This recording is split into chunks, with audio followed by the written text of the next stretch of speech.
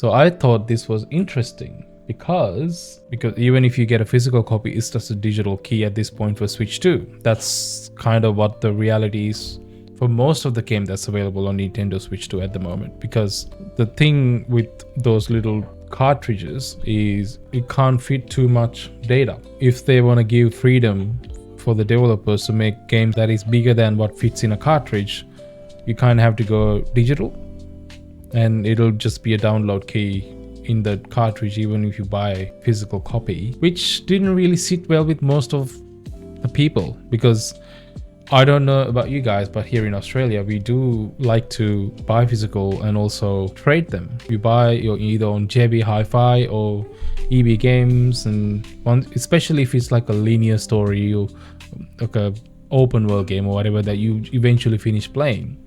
You don't want to hang on to it after that. You get some of that money back by trading and putting it towards another game, or you can sell it off marketplace and get some of that money back. People like doing that if you're not a collector. You know, not everyone likes to collect all the games they play. That's still a thing here in Australia. So I'm not sure how much of that is relevant in other countries like US or UK. Yeah, still very much a thing alive and well here in Australia. I still do that. It doesn't really make sense if you're forced to just buy digital copies and don't have the option of getting physical. And even if you do get a physical, it's a download key, which also raises the question, if it's a download key, can you still trade it? If you sell it back, does that mean that other person can also access the game with the download key? I'm not sure. I'm not really sure how I don't have a Nintendo Switch 2, so I don't know. Anyway, I'm going on a tangent here. Cyberpunk 2077, however, the whole game they managed to put in a cartridge instead of having to have a download key available, so which is pretty amazing for a game like Cyberpunk 2077. Although I've looked at the Switch 2 version, it didn't look that good on the Switch 2. It just looked like a PS3 version, early PS4 version of the game, really.